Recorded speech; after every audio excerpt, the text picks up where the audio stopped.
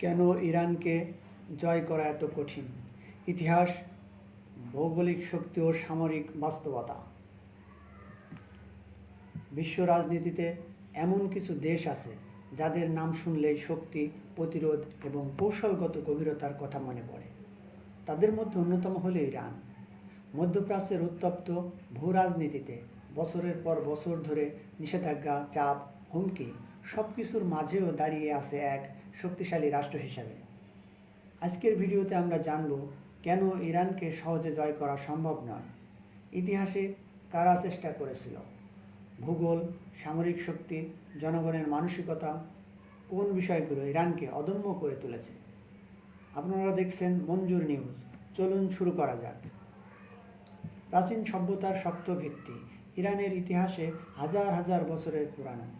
একসময় এখানে প্রতিষ্ঠিত হয়েছিল শক্তিশালী আসমেনীয় সাম্রাজ্য, যার প্রতিষ্ঠাতা ছিলেন সাইরাস দ্য গ্রেট।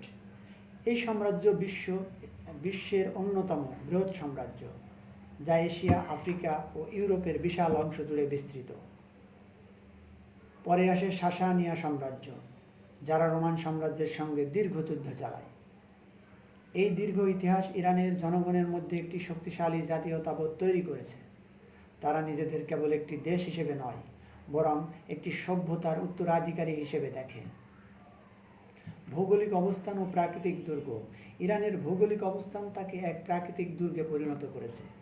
উত্তরে ক্যাসপিয়ান সাগর, দক্ষিণে পারস্য উপসাগর, চারিদিকে পাহাড়ি অঞ্চল।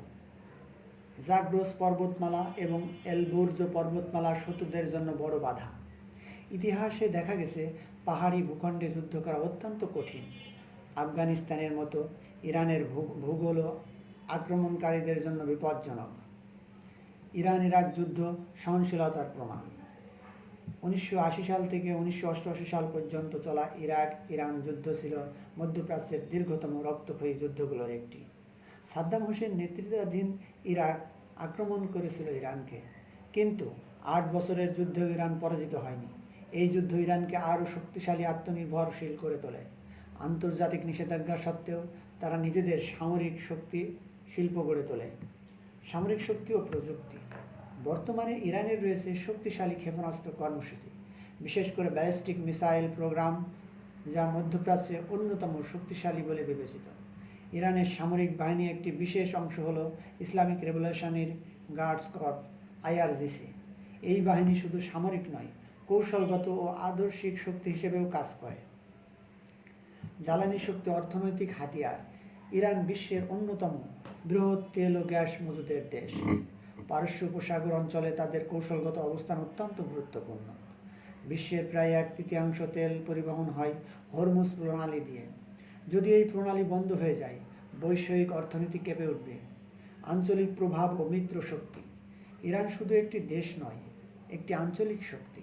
তাদের প্রভাব রয়েছে ইরাক, সিরিয়া, লেবাননের হিজবুল্লাহর মতো সংগঠন ইরানের ঘনিষ্ঠ মিত্র হিসেবে বিবেচিত। ইয়েমেনের হুথি রয়েছে। এই নেটওয়ার্ক ইরানকে প্রক্সি যুদ্ধ পরিচালনার সুযোগ দেয়। জনগণের মানসিকতা ও জাতীয় ঐক্য। 1979 সালের ইরানি বিপ্লবের মাধ্যমে প্রতিষ্ঠিত হয় ইসলামিক প্রজাতন্ত্র। এই বিপ্লবের মাধ্যমে দেশটি পশ্চিমা প্রভাব থেকে বেরিয়ে আসে। নিষেধাজ্ঞা ও চাপের মধ্যেও জনগণ রাষ্ট্রের পক্ষে ঐক্যবদ্ধ হয়েছে বহুবার। আন্তর্জাতিক রাজনীতি ও কূটনীতি।